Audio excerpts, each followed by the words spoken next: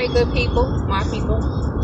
It's Monday, and some people feel the stresses of Monday. I feel the stresses of every day. It don't just have to be Monday, but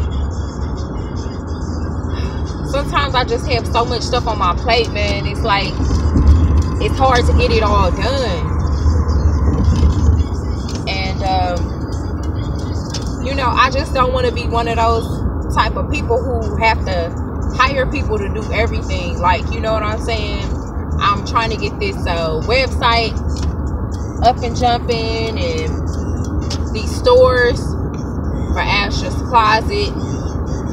And sometimes when you're trying to start a business or get a business, I wouldn't say start because I've already started it, but get a business more in motion and get it going, and trying to get it to run like a well-oiled machine, it can just be difficult. And I went to y'all see me a little better? Probably not. I went to a event here in Houston, and you guys can see it on Instagram. I set up a little table, and I was vending, and a lot of things that people have been telling me over the years, when you're someone who creates your own products and you're someone who likes to use law of attraction and things like that, people have been telling me that when you set up in the atmosphere where it's not conducive to what you're selling, it can be difficult because you spend more time defending yourself than educating. And somebody told me this like a couple years ago, and I listened, I listened and I took it in, but I was like, how hard could it be to sell things that people need? So I went in a primarily African type setting, a lot of brothers and sisters there, smart group of people, educated, entrepreneurs, well-rounded. Now those were the vendors, but people that were there to look around and purchase and stuff like that, not so much. I sell money oil. I make money oil a priority of mine with this business, because once I made the first batch, I knew what it could do.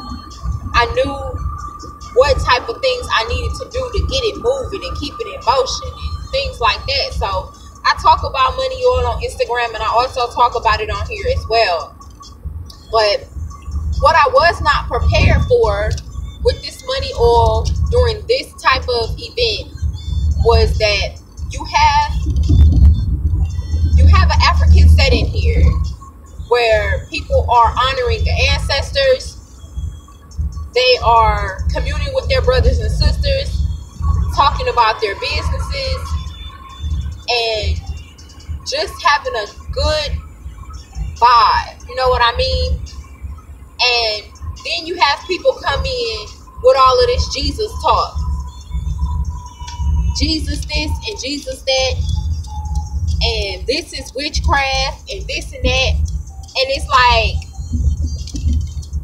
you just get a chance to see all the brainwashing that has taken place over all of this time, over all of these years. I was on Instagram. I'm gonna make a point to this whole thing. I was on Instagram a few days ago, and I saw a guy. He posted something about astral projecting, and he said that when you astral project in your sleep at night, there is a demon standing over you, pulling your body and trying to suffocate you. And I'm reading this and I'm like, this is not what astral projection is about. Oh my God. So it was another lady on there that beat me to the punch, and she was like, there is nothing demonic and satanic about astral projection. And so I went on to, later on, I made my comment, and I went on to YouTube, and I saw Brother Panic Pretty Boss Lady. Is it Pretty Boss Lady or Pretty Boss Queen?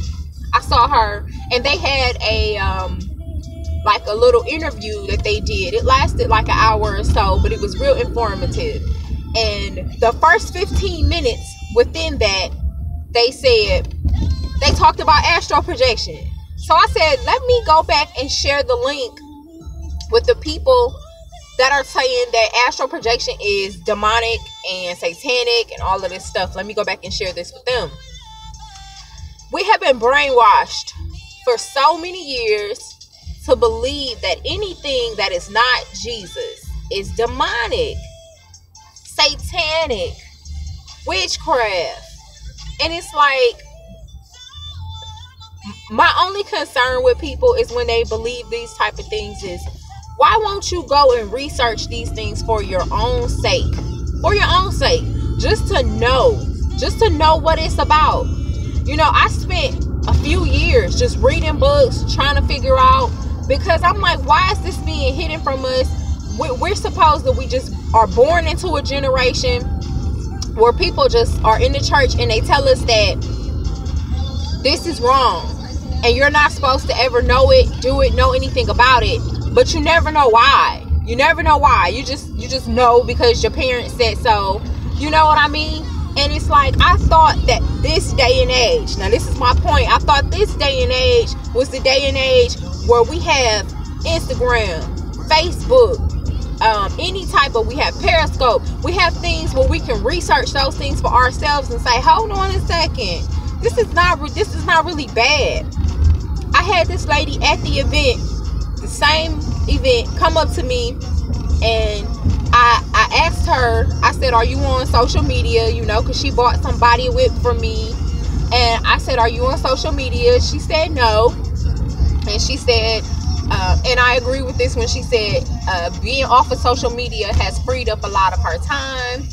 And she doesn't have to, you know, be so consumed, you know, with the social media. She's been able to accomplish some things she wanted to accomplish. And I was like, I understand that, because you can get on there and you'll be on social media for hours trying to get yourselves together, right? Drake. Shh. So she said, yeah, you know, social media has freed it up. So she told me, she said, I've been able to finish a couple novels since I haven't been on social media. And I was like, well, that's cool. That's cool. So she said she read a book called The Alchemist. And I didn't expect her to say that. So I was like, oh, cool. I was like, do you study alchemy? You know, are you a beginner with alchemy? She was like, alchemy? Like, she didn't really know what it was. So she was like, I didn't know it was like a scientific thing. I didn't know it was based with this and that. And then she said, it was about a man who, back in the day, he turned metal into gold. And I was like, exactly, look at this truck. I was like, exactly, that's what it is. When you can change one thing into another. You know what I mean? When you can change your circumstances. So, you know, we talked a little bit about the book, but she was looking at me like she didn't understand that that's what the book was about. Now, you read this whole entire novel and you don't know what it is you read. And usually when I'm reading something, I go on YouTube to see if other people have made reviews about it, to see what has been said about it, because I want to make sure that what I'm reading and what I'm comprehending is what it's really about, okay? So, oh boy. So, you know, she was looking at me kind of strange, because I was telling her, like, that's what the book is about, blah, blah, blah, blah, blah. So, I don't know, this whole video, I'm 9 minutes strong. I just want us to just try to understand other cultures, understand other religions, because, you know, other races besides blacks, they believe in Jesus. They believe in Jesus too. But like, we're at the church hooping and hollering and screaming, you know, and I came up hooping, hollering and screaming. I did. So I'm not, you know what I'm saying that you can't come out of what you're under right now. I came up in there hooping, hollering, screaming, shouting, speaking in tongues. And then I had to realize, which I'm going to put in a whole different video, that tongues is our native tongue. You understand what I'm saying? It's not, a lot of things that you have within you is not what you've been told. You've been fed the wrong breakfast. You've been fed the wrong food. Some things aren't what they appear to be. So that's my thing with this video. I went to this place. I saw this great setting. I saw brothers and sisters, you know, and I saw the real things that can happen when we unite and build. But then they came in with the wrong mentality. The wrong mentality. And that, of all things, hurt my feelings. It didn't hurt my feelings when I didn't sell any shoes or boots, because this is, you know what I'm saying, it's come or go. It didn't hurt my feelings when the lady said the money oil was witchcraft, because that's not gonna hurt my feelings. But what hurt my feelings is when people came in and started talking about witchcraft and Jesus and all of this stuff. And I just want us to be more open-minded, more educated, and know what exactly it is that we want and what we're talking about when we approach certain situations. Because nobody is as judgmental as a Christian, a black Christian at that. These churches have been stealing our money for years, not building nothing, not going nowhere, not teaching nothing new. And even some of the churches that do give scholarships in the community, all of that stuff is rigged. All of it is set up a certain kind of way to come back and benefit them some kind of way.